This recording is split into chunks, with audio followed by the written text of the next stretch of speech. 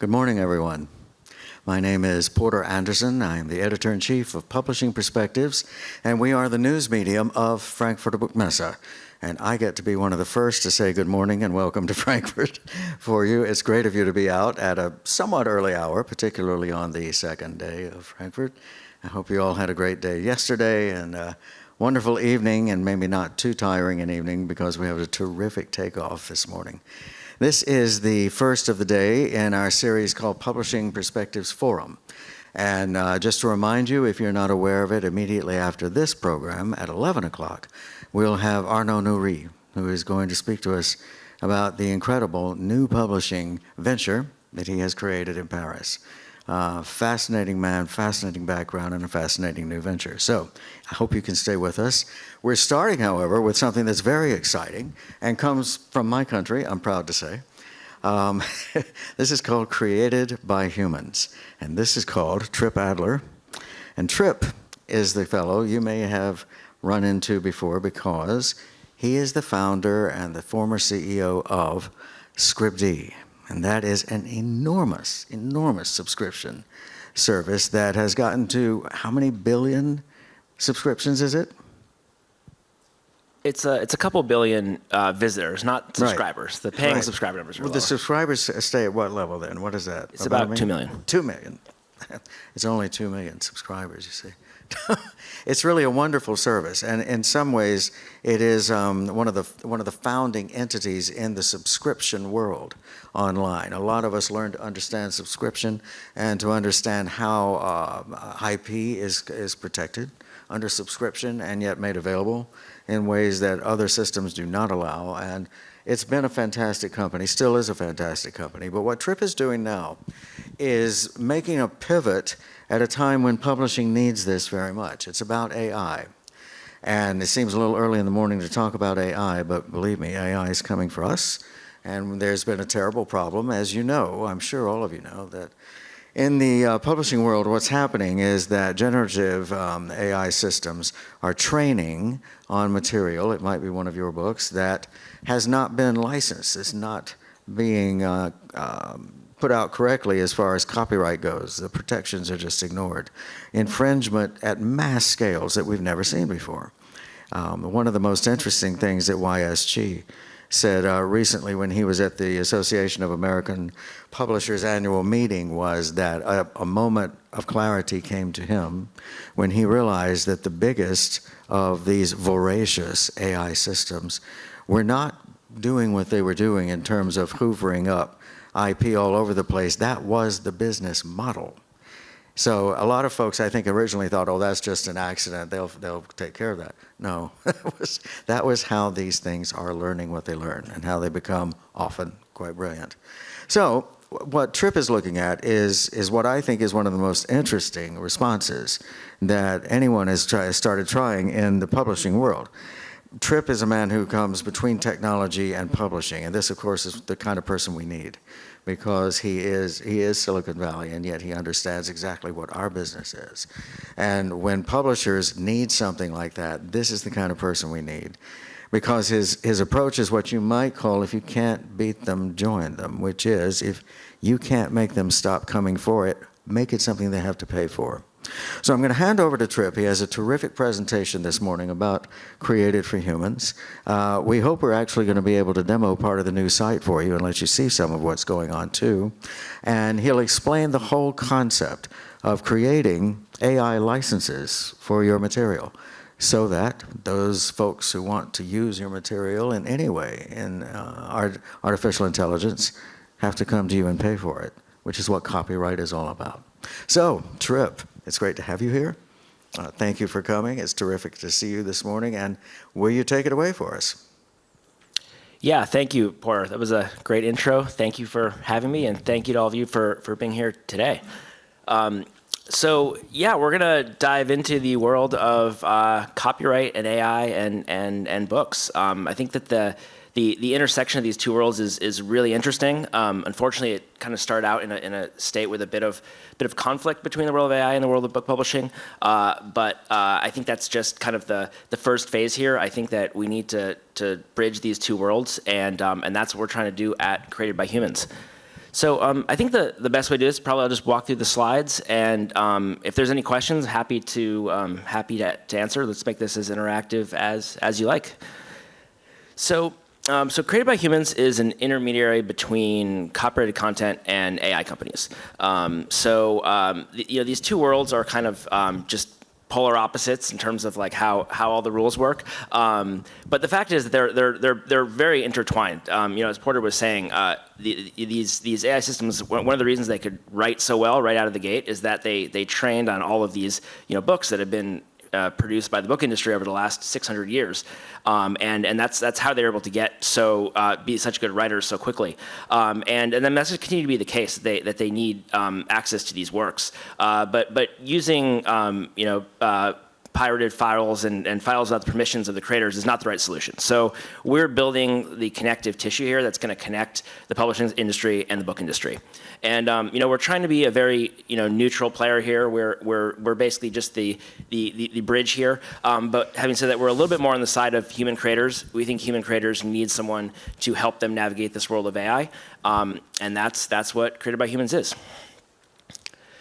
So there's a lot of problems here, and the problems right now are they exist for publishers and authors, and they're actually a similar set of problems for AI companies. And just to walk through some of these problems, the first one for publishers and authors is copyright infringement.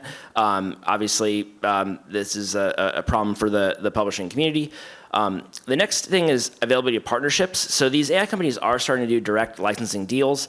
You've heard about these big deals between Google and Reddit and OpenAI and News Corp. These deals are happening, but they're mostly happening with these large corporations, and they're not available to the long tail of companies and to the individual creators.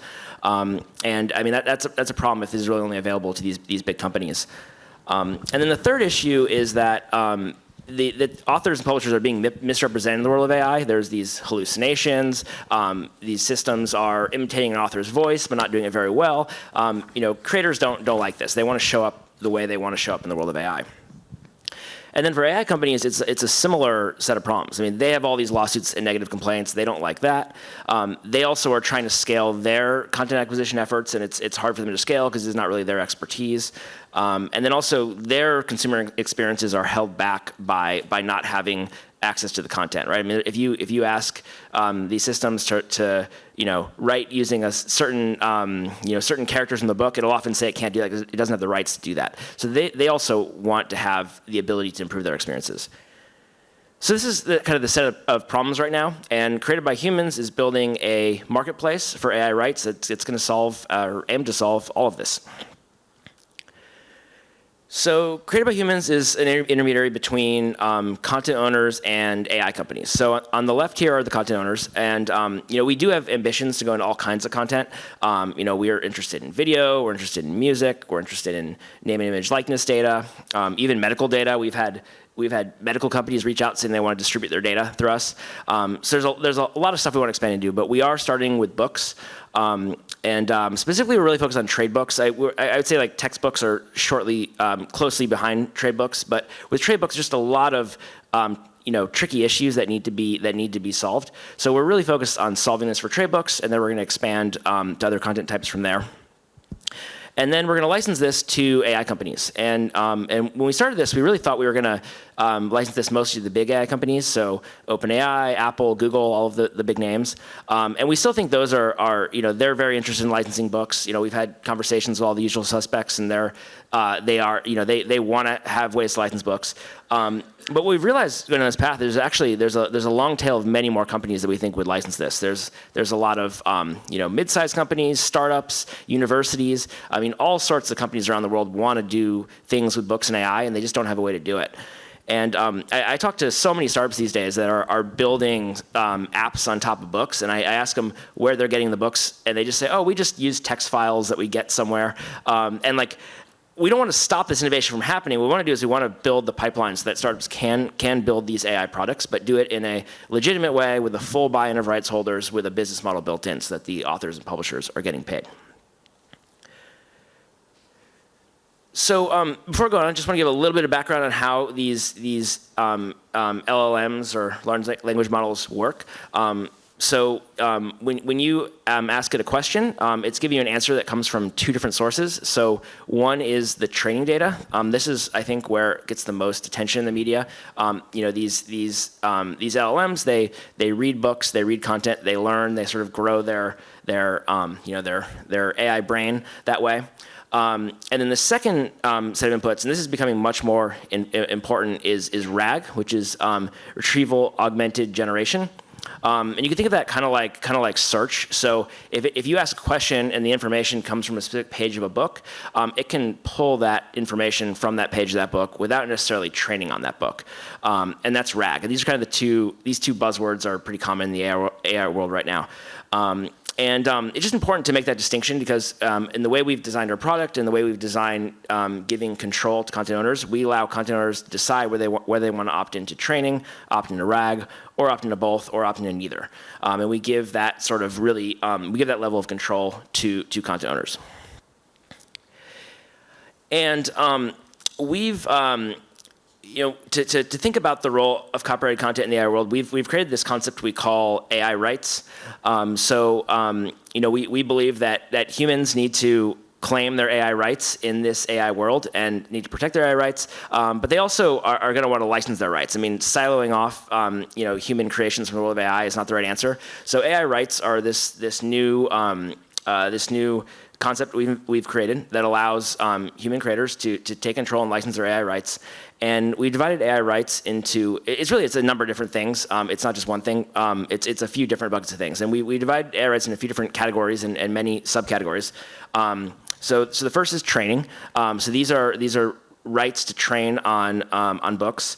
If you can use our platform to choose to license your books for training purposes. To date, a lot of training has happened without permission of content owners. There's been this argument that it's fair use. Whether or not it's fair use, we're not taking a position on that as a company. But we believe that if we have a simple way for AI companies to license content for training, that'll get a market going for these rights. So there's training rights, the first bucket. And then the second bucket is reference rights, and this happens via RAG. So if you choose this, it means that these systems won't train the books. It just has the ability to retrieve information from the books. And we divide reference rights into 5 buckets. So the ability to refer to the book, the ability to pull quotes from the book, the ability to summarize the book, the ability to translate the book, and the ability to reformat it, like text to audio, for example. So those are the 5 reference rights that happen via RAG. We do have a third bucket. We're not launching it just yet, but we call it transformative rights. This is taking the book and transforming it into something new using AI. So this is things like transforming an author, like writing a new book using an author's voice, or this is personalizing a book, or converting a book into a children's book or into a screenplay. Transformative rights, the sky's the limit for what can be done. We're not starting there just yet, just because it's we're just trying to keep this simple for now, but we do plan to also have transformative rights. So those are the three buckets of rights, and we're giving creators and content owners the full control over this. So you can select whether you want to license all your rights, none of your rights, just select rights. You can dip your toe into the water as slowly as you want to, or you can move much more quickly. But the whole idea is to give this full control to rights holders. And then, so we've created this legal framework for AI rights, and then we also, we're a tech company, so we're building a product that allows content owners to really easily claim and manage and license their AI rights. We've built a really elegant product that makes it really easy for an author or publisher to sign up, and they can select the books they want to license, select the exact rights, and it's like a dynamic dashboard where they can manage their AI rights for their books. And then authors, publishers sign up, they license their books, and then we're going to create a repository of books with the associated rights. And then we're going to take this content, we're going to curate it, and we're going to make it maximally useful to these AI companies. And that way an AI company can come, they can simply license a bundle of books with the associated rights, and they can build all these products they want to build, but knowing that they have the rights cleared for all of the content.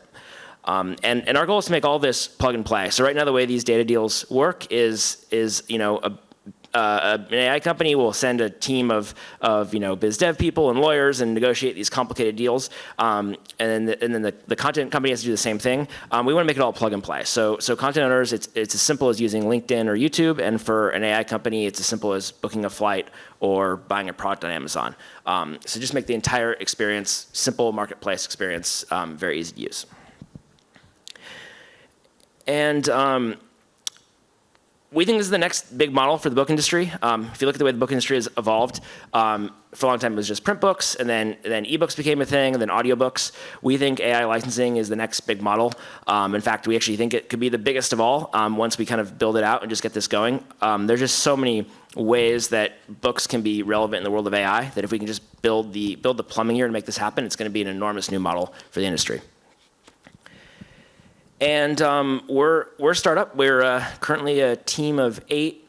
We've raised a little more than $5 million, but we're scaling up quite quickly. We have a lot of interest in what we're doing in the world of AI and the world of investors in Silicon Valley and the world of publishing. So we're definitely getting traction really fast. These are just a few key folks on the team. My co-founder, Jen, who's here, she worked with me at Scribd. We scaled that up to a business, as Porter said, with over 1 billion annual visitors and 2 million paying subscribers. We started the subscription model for books.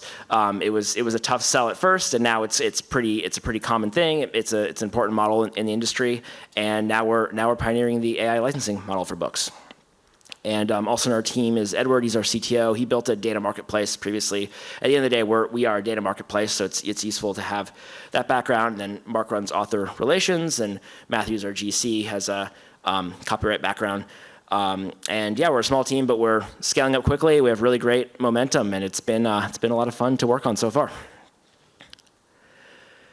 So I'm now going to just show a few product preview slides just to give you a sense of what we're building. And then I am going to attempt a live demo. This is very, very risky. I've not yet demoed it to an audience this large, but we're gonna give it a try. So wish me luck. But let's just start with a few static slides just to give you a sense of what we're building. So we have flows for authors, agents, and publishers. We're starting just building this for authors, keep it simple, but we're adding agent and publisher flows very quickly. So you can sign up and indicate which group you're in.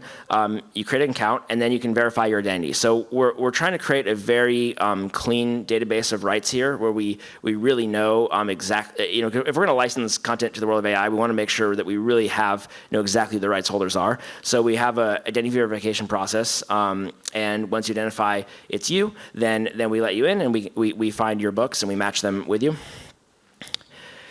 And the core of the experience is you can find your books. You can add your agent, your publisher, your co-authors. You can sign our AI licensing document. So these AI licensing deals that are currently available to the big media companies, we've created a legal agreement that makes those same deals available to every individual creator, so every person in the world can license to these big companies. So you can sign the document, that's a core part of the experience, and find your books, license your books, and set your AI settings. Was there a question back there? Do we have someone with a question?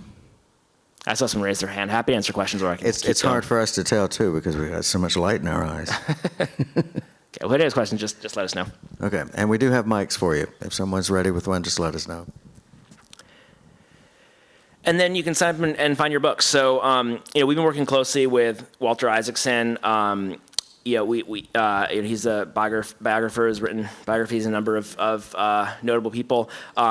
I shared this idea with him early on, and he was just super excited about it. So he kind of jumped on the team very early, and we've been working closely together. So we're using his books as an example here. He gave me permission to use his books. You can see that once he signs up, he verifies his identity. We can then just automatically, we've partnered with Ingram. We just pull in all of his books. He can select exactly which books he wants to license and not license. And then you can set his AI rights. So you can specify exactly which rights he wants to license and not license. You can customize your reference rights, your training rights. You can customize whether you want it used for personal uses, monetized uses, commercial uses, whether you want to have this used by big companies, by small companies, whether you want to auto-approve deals, whether you want to manually approve deals. We really just give full control to the rights holders. Yeah, we do support, we will support someone who also doesn't want a license at all. So if you really just don't want your books at all in the world of AI, you can just sort of turn off all AI rights, and we will do our best to monitor the world of AI and keep your books out of these AI systems. So we're really just trying to give full control to rights holders. And then we give you this dashboard that shows how your books are being used in the world of AI. We would show data on which companies are being used by, like how they're showing up. Really just give you a sense of how your books are being used in this new Gen AI world and how you're making money. And then we also have a storefront experience. This is for the AI companies, but we want to make it so that AI companies can come and they can select the content they're looking for and the rights they're looking for, and easily license it. So you can see, like, Walter has a profile page here where it shows his books and what rights he's licensing for each individual book. And an AI company can come and they can license everything. We imagine like a big company would be more oriented toward that. Or it could be a small company is looking for just books on a particular topic. So, maybe you're you're building a therapy app and you just want psychology books. You can get just psychology books. Or maybe you're an app building personalized romance books. Well, you can come and you can license personalization rights for the romance books that we have. So you can basically just customize your bundle and get exactly the content you need, the rights you need, and that gets the data that these AI companies need, and it also just gives full control to the rights holders. I have to say that I think this is one of the best parts of this because of the irony to it and the practicality to it. I mean, look how much we're doing about trying to keep our stuff away from AI, right? Here, you put it up right to them and say, hey, come and get it. It's ready for you. This is wonderful because it actually tells them what's available and it gives them a way to get to it instead of having to have this very big standoff, stay away from me, right? That's the idea. And if you want to do this, you can. If you don't want to do it, you don't have to. And if you want to do this for some of your books and not other books, we make that all possible. So the whole idea is to give full control to rights holders. That's great. Yeah, and then a couple more quick slides. We make sure that all rights holders have signed off before we license anything. So in the case of most trade books, we require both the author and the publisher to agree before anything's licensed. If it's something like a textbook where the publisher owns the full rights, we would only need the publisher. If it's a self-published book, we only need the author. But we want to make sure all rights holders have signed off, including co-authors. And we've designed this a nice viral web product where authors can easily invite their co-authors and get more folks to sign on. We allow, you can either auto opt into all deals or you can manually approve every single deal that comes in. And we have a notification system where you can be notified as deals come in and you can approve or reject the deals that come in. And then in terms of fees, Created by Humans takes a 20% fee off the top, and then we all the rest of the revenue goes back to rights holders. We will be selling these bundles of books, so we've created like a simple weighted average system where we basically look at various signals from the books to figure out how to weight different books. So that way, a best-selling book is incentivized to be in it, and so is a self-published author of a less well-selling book. Because we really want to have everyone in this, including the best-selling books and the long tail. So we've built the system to accommodate all different kinds of books. And then this is the last slide here. This is our logo. We aspire for this to be the new copyright symbol. We want humans to put this on their books or whatever their creations are to indicate it was created by humans and not by AI. So when I started socializing this idea for a company with just folks I knew in the book industry and the media industry, I said I was going to call it Created by Humans, and everyone said, well, that's a silly name because in the future all content's going to be created by AI. And that was like a horrifying thing to hear. And that was when I realized that we needed to double down on the name created by humans because we believe that human creativity is invaluable. It needs to be protected at all costs, and that is what we're trying to do. But at the same time, we don't want human creativity siloed from the world of AI.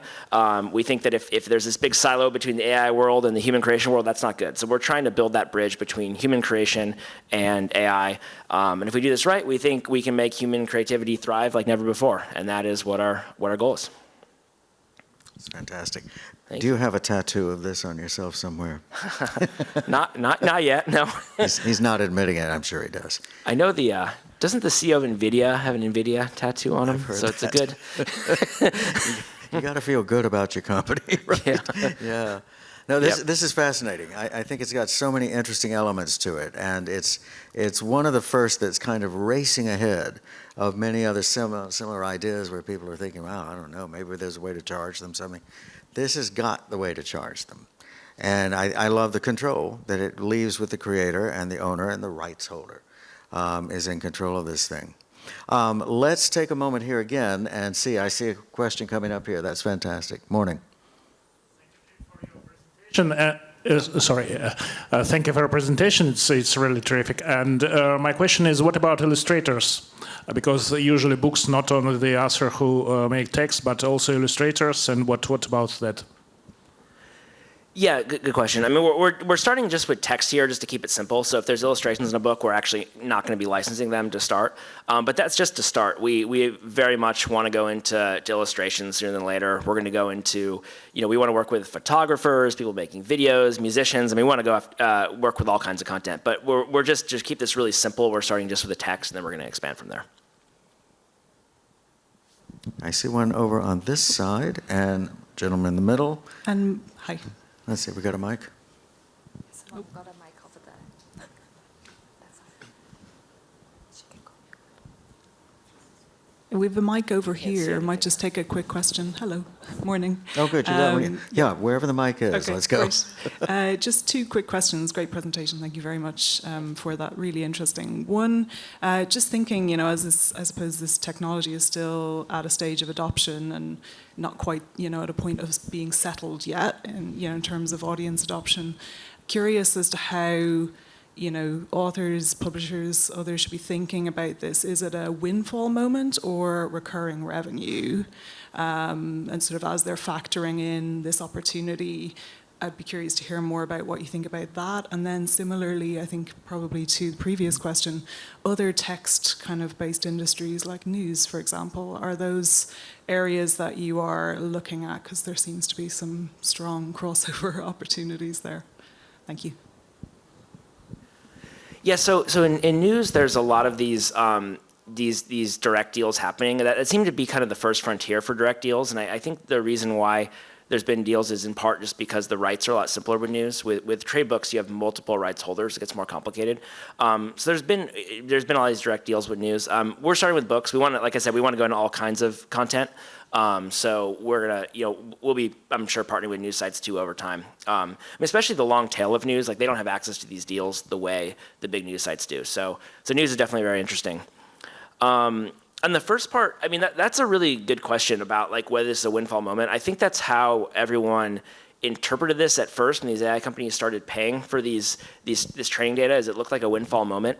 But we believe this is going to be an ongoing thing. I mean, these AI companies are currently constrained by how much data they have access to. So we think for them to get smarter and smarter over time, they're going to need more and more data. So our belief is the solution is setting up this relationship between the humans creating content and these AI companies who need it. I think the big debate in Silicon Valley right now is whether the world's going to move towards synthetic data, and that's the idea of these AI systems creating their own data to train on. I sure hope that doesn't happen. I think that's sort of a scary future, that these machines are creating their own data and getting smarter and smarter that way. So we want to avoid that future, and we think that part of the way we avoid that future is by getting a good source of human data for these AI companies. So that's really what we're trying to build and how we're trying to shape the future here.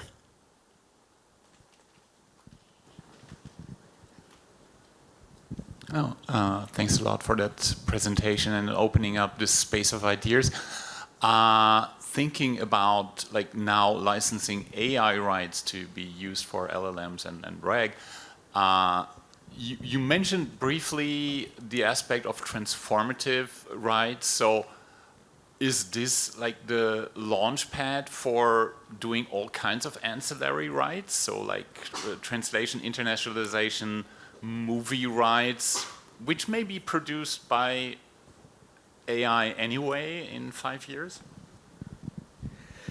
Yeah, I mean, I think we do want to expand the rights that we have, and we're not. I'm not sure where, how far we'd go. I mean, yeah, in the future, that probably will be the case that any book can be turned into a movie in real time using AI. I mean, I don't know how quickly that's going to happen. I think we'd like to try to pave the way to create the rights for that to happen. But I mean, it's kind of hard to say. I mean, the reason why we didn't, we didn't include transformative rights on the slide there, just because we're not really launching that yet. It's sort of early days. But we do think that AI transformative rights are going to be a thing, and we want to try to build the framework for that. So when it does come the right time, we'll be ready to help make that transition. Hi. I have a question, Trip. Can you repeat the concept again, how you weigh licensed books, like within the whole bucket of licensed books? I didn't quite get that. And then second question about the translations as well. Right, in Germany we translate a lot of books, and there's the question whether we would be able to use the translations of books for KI usage, also in connection with transformative rights. So is there like a contradiction of any kind? Yeah, I mean, I think translated versions are interesting to these ad companies to be licensed. I mean, a lot of them are trying to get better at different languages, so I think there's definitely a market for that. We've created AI translation rights for the case when there isn't already a licensing arrangement in place for a particular language. So let's say it's a really obscure language that there really isn't a market to do that by hand, but there is a market to do it with AI. We want to create a right so that we can enable these translations into many more languages. And then on your first question, so the idea is that if these AI companies typically want to just license a bundle of books, and they just want to pay for it and not really think about how the revenue is split up among the books. So we had to come up with a solution for how we can license a bundle of books, and maybe that's licensing 100,000 books to a big AI company. Maybe it's licensing 100 books to a startup, but we had to figure out how to split revenue among those books. So we've created this basically a simple weighted average where we'll look at like a number of signals for each book, which is like sales data and traction on social media or traction on Wikipedia, like just a bunch of different inputs that would indicate like online reviews, a bunch of different inputs that would indicate the relative weighting of a book, and that way we can incentivize both the biggest books to be involved and the more long tail books is the idea. And we'll be sharing information online for exactly how that calculation works. Hi, I'm in Camp AI, LLM creator for the book publishing industry. So I would totally love to get my training data from a source that I can trust and is fully legal. So awesome. That would be great. The problem I have is that you'll need a lot of content right away, right? Like if you train like trillions of tokens, maybe if you fine tune just a couple of billions is enough. But it looks to me like you have a huge cold start problem with this. How are you solving that? Yeah, I mean I think that's the challenge here is how do we solve this cold start problem? I mean, really, the answer is we're just building a really elegant viral product that's easy to use, and we're getting everyone signed up for it. I mean, at Scribd, we built that to a site with 200 million documents, 1 billion users. I mean, we're going to kind of take the same approach. We've built like a really elegant product, and we think that folks are going to sign up really fast. So yeah, it's a super challenging thing to do. We'll see if we pull it off, but it's looking promising so far. But yeah, I've heard the same thing. Whenever talk to AI companies, it's a lot about having the volume of books. So we really want to work to get that volume, and we'd love help from all of you getting there, because I think the more we can amass a larger library of books, the more we can get this model going. Hi, thanks. A question about the process. You said claim your book, and then you said you've got a partnership with Ingram. So is the process that I can only claim my book if my metadata is held by Ingram? What's the mechanism by which I, as a diverse author, might be able to claim a book? How do you know about it? If the book's not in Ingram, we have a simple way. You can just upload an EPUB or a PDF, and so we'll support that way. Or we can do a direct partnership if it's through a publisher. I mean, we're starting with Ingram just because it's a quick way to sort of get off the ground here. But we're going to build all sorts of ways to ingest all kinds of books over time. Hello, thank you for presentation. I'm here. Looking at the presentation, I see that it's absolutely now. It looks like absolutely English-centered language. And the main problem, if you know, that OpenAI or other models have very small size in different languages. Sometimes, if we talk of such languages as Greek, Estonian, maybe Ukrainian, though these language models are very small. How do you plan to help LLMs to teach their models in other languages? Because English language has rather big models, and nowadays it's the first question. And the second question. Looking into 1-2 years forward, are you sure that new books published by publishers will be human created by writers? Or maybe they are using the AIs now and 10-15% of the text was generated? Thank you. Yeah, well, on the second one, I mean, I can't predict exactly what's going to happen, but I mean, we believe in a future where humans are still reading books or humans are still writing books and reading books. I'm sure AI will play a role though. So maybe they'll be mostly human created and then partially AI created. Maybe they'll be human created with kind of AI features on top. So like I could imagine a future where you read a book and it's mostly written by the author, but then there's an element of it that's personalized for you as the reader by AI, right? So yeah, I mean, we don't know exactly how it's going to go, but we want to basically just build the system so that human generated books will continue to thrive and find their role in this new AI world. And on the first question, I mean, I think that's really that's actually really where I think the book industry can help these AI companies, right? I mean, if these, especially the international book industry, right? I mean, if they're trying to learn some of these other languages they don't know very well, if having human translated books in various languages, I mean, that's invaluable to these AI companies, and I think they're ready to pay for that, and we just need to build the system that gets them those books and those translations so that they can learn from human creations, and humans can benefit from that too.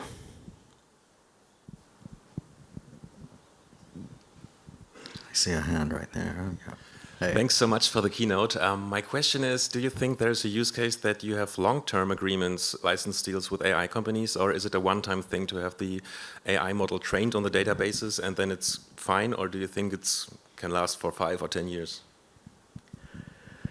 I mean, we think that these AI companies will want data long-term. I mean, at least, I mean, for training, I mean, they're going to get smarter and smarter, they're going to need more and more data, and then for RAG, I mean, they're definitely going to want new books. I mean, using the example of Walter Isaacson, who's wrote the Elon Musk biography, right? If you ask a question about to an AI company about Elon Musk, there's a very high chance that the best answer to that question comes from his book. And the only way to get that to this AI company is by having them have direct access to that book, either through training or through RAG. So we think, I mean, as long as humans are still writing good books that are relevant to other people, I mean, these AI companies are gonna want access to them, and that's really what we're trying to build. So we think that if we build this right and we set up the right relationships, it's going to be a long-term opportunity for both the book industry and the AI industry.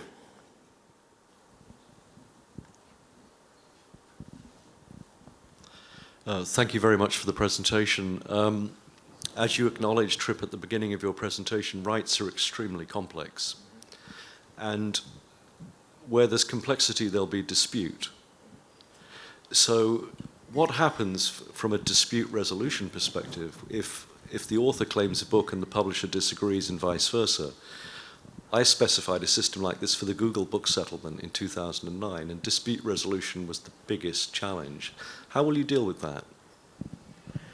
This is Michael Healy, by the way, excuse me, Trip, from Copyright CCC.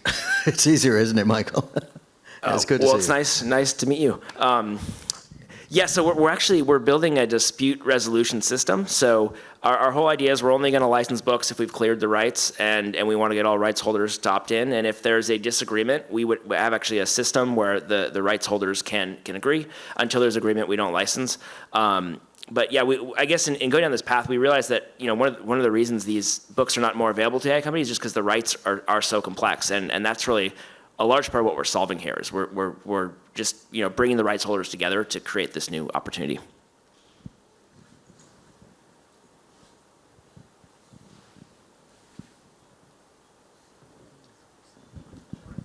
How much more time do we have? And one practical question. We try the demo, or is it? Sorry, how do you identify publishers and authors? Can you be sure that I am, as a publisher, have the rights for that particular text, or as an author? Because you asking them to upload the licensing agreement or what? Well, for an author, we have them verify their identity, and then we match that their identity matches the book. And then for the publisher, we would trust them that they say they have the rights. But we would only then make sure that there's agreement between all parties. So I think a lot of what we're doing is actually kind of just creating a really clean database of rights here, so that when these new opportunities can come along, authors and publishers can work together really quickly to mobilize and capitalize off these opportunities. But that's a large part of what we're solving here. And I think maybe we were saying that in the last few minutes we have, it might be good to try the demo. Would you like to do that? Should we do a demo? I'm a little bit nervous, I have to be honest. We'll get you through it, Trip. We could try it. I've not yet. This will be the first time the world has seen this. And for those of you with more questions, Trip will still be around, of course, so that he can get to you and you to him. This is very bold to do a live demo with a pre-launch startup, but I'm willing to go for it for this audience. All right. Okay, so this is going to be. What are you guys saying? Okay, let me just do a. All right, so I'm going to show a live demo. This is the real product with real code. First time showing it to an audience this large, so please wish me luck. So basically, this is going to be the sign-up flow. This is all going to go live soon. This is all still in private beta, but we have a number of authors who've onboarded and are happy with the experience. So when you sign up, you enter your name. I'm going to use Walter Isaacson just because he's given me permission to use him here. And then I'm just going to use a version of my email address. Let's see, Walter.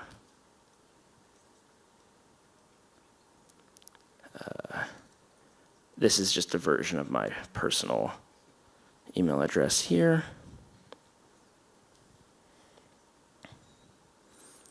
Okay. And then I'm just going to get the code from my phone.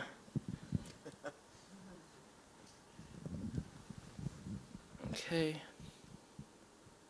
281. This is just normal account creation stuff, nothing too fancy here. And then you enter a password. Now Walter is getting a message that says, we're having a sign-on from an unusual location. Could you tell us, was that you?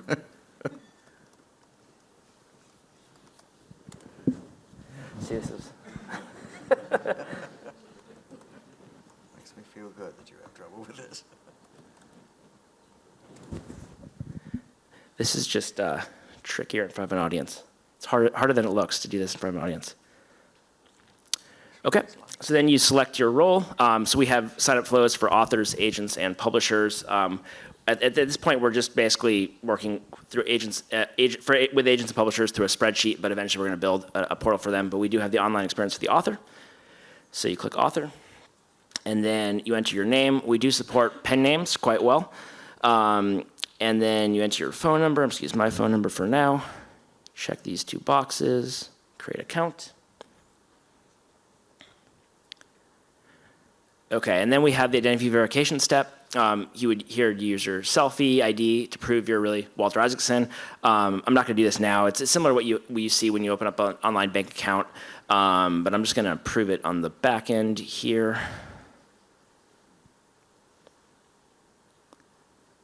All right. Verify myself.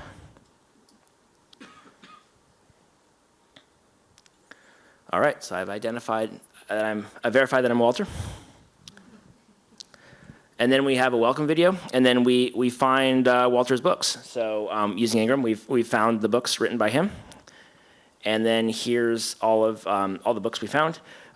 So you can, as Walter, you could pick if you want to license all your books or just some of your books. Let's just say I'm gonna license all of them, but these 2. Add 33 books. And then we have Walter confirm that he has rights to share the books, that they're the highest quality copies. We really want to aggregate quality data here and not drafts. We also want to confirm they're human generated, because we're about human created content here. And then you proceed. And then this is where Walter can set the AI rights he wants to license. And he can, let's say he wants to not do, summaries, translation, and reformatting. He can uncheck those. His earnings potential go down, but he's, still is playing a license. He can really customize everything. He can do this for all of his books, or he can do this on an individual title level. Confirms the settings. And then the next step would be to sign the licensing agreement. So this is the agreement that allows Created by Humans to license his books according to the settings that he's set. We've put a lot of work in this legal agreement. It's a really great thing. We're not going to go through it today, but you'll read the details online later. But for now, I'm just going to skip it. And then if we find any collaborators, he can invite his collaborators. I'll just skip that for now. And then it says, nicely done. He just AI licenses books. So, right now, AI licensing is really challenging for almost anyone to access, and we just made it so that Walter can license his books in 5 minutes. And click finish here, and then these are all the books he's licensed. You can see these are the different rights he's chosen. He can edit this for any individual book. And then we create a public page for this book. So this book is, right now, if you're an AI company and you want to license this book, there's really no way to do it, and that's why they're using pirated versions. But now the book is available here, and you can see it's available for training and for all these different reference and transformative categories. And that's the idea. We think this is going to really just kind of, make the world of book publishing and the world of AI much closer, and that's what we're trying to do. It's fantastic. Thank you, Trip.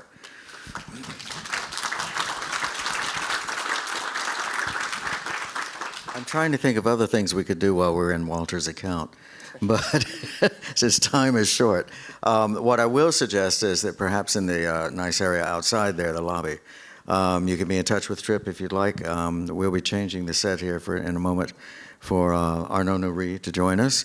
But this is really a fascinating approach, and I think that one of the most interesting things to see is going to be not only how far and how fast you're developing this, but how fast the response is.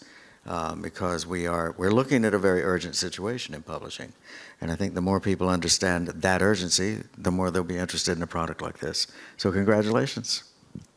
Yeah, well, thank you. I mean, we're just getting started here, but we're very, very happy to talk to everyone here. So we'll hang out in back, and if you want to talk, just please come by.